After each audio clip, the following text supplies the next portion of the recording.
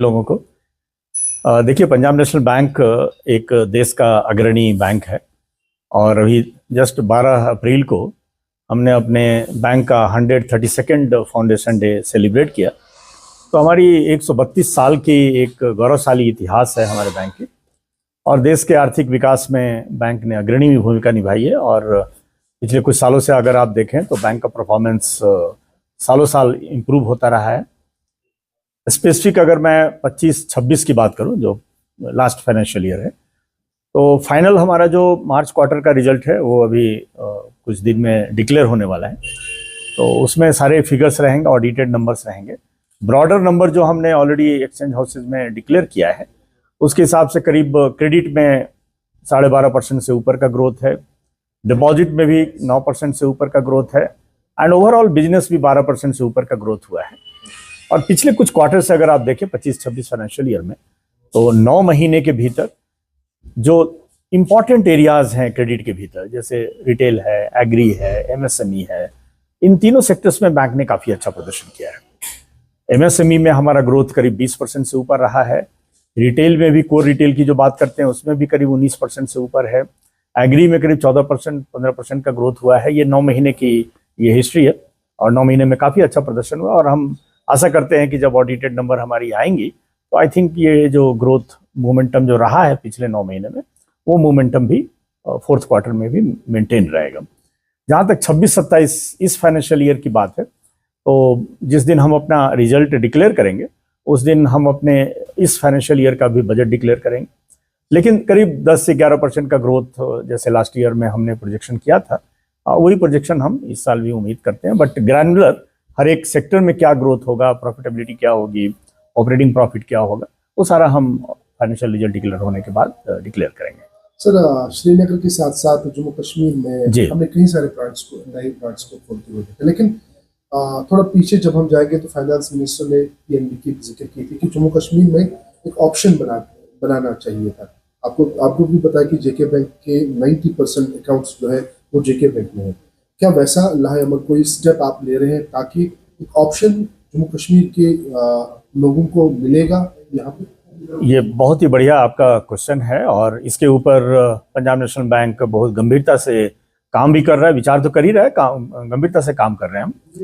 देखिए, पूरे जम्मू कश्मीर की अगर मैं बात करूं तो हमारी 116 शाखाएं हैं हमारे इस पूरे जम्मू कश्मीर में। और इस कश्मीर वैली में हमारी कश्मीर में एक सर्किल ऑफिस है जिसके अंतर्गत करीब 44 ब्रांचेज आती हैं। जम्मू में हमारा एक सर्किल ऑफिस है जिसमें करीब 72 ब्रांचेज हमारी हैं। इसके अलावा करीब 150 से ऊपर हमारे एटीएम्स हैं, यहाँ पे बिजनेस करेस्पॉन्डेंट हैं। और आज मैं यहाँ पे काफ़ी इंटरप्रेन्योर्स से मेरी 1-to-1 मुलाकात हुई और मैंने ऑब्जर्व किया कि काफ़ी कुछ जम्मू कश्मीर में हो रहा है।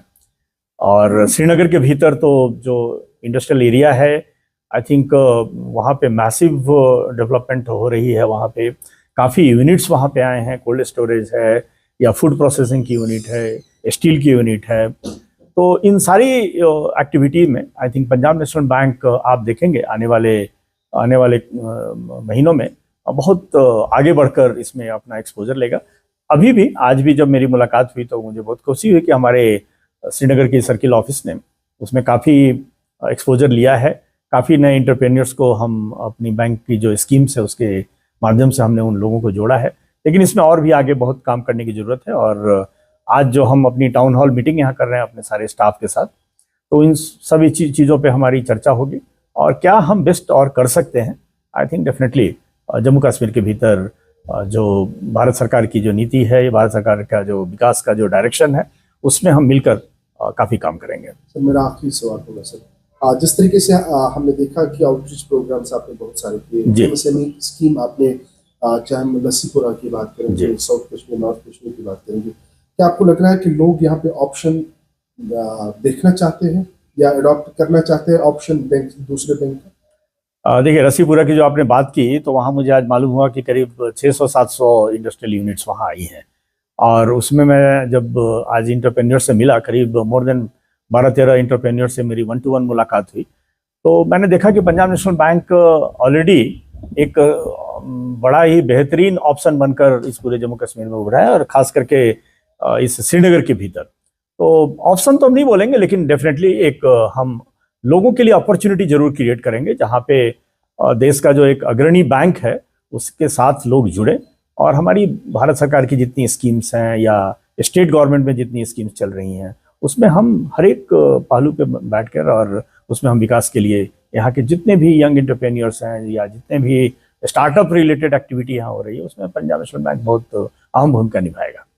उसमें पंजाब नेशनल बैंक की कहीं एक स्कीम्स आई है, उसमें एक तो बिजी शस्त्र है जी, दूसरा क्या है फ्लैश, तो वो किन के लिए है और उनसे बताया जाता है कि वुमेन को काफी ज्यादा बेनिफिट मिलेगा। Kindly update us.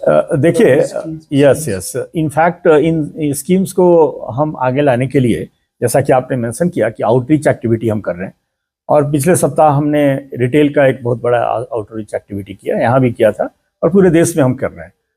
अभी 27 तारीख को MSME का मैसिव पूरे कंट्री में हम क्लस्टर बेस्ड आउटरीच एक्टिविटी कर रहे हैं, और श्रीनगर के भीतर भी है, जम्मू में भी हम कर रहे हैं, और पूरे जम्मू एंड कश्मीर के भीतर करीब 10 जगह इस तरीके की एक्टिविटी की जा रही है।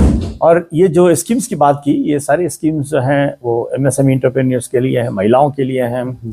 हम एक स्कीम लेकर आए हैं जिसमें सारा का सारा सैंक्शन जो है वो डिजिटल के माध्यम से होगा, और इसमें करीब 25 लाख तक का लोन कैश फ्लो बेस्ड, जिसमें आपको कोई डॉक्यूमेंट देने की जरूरत नहीं है, कैश फ्लो बेस्ड हम MSME लोन 25 लाख तक का लोगों को दे रहे थे।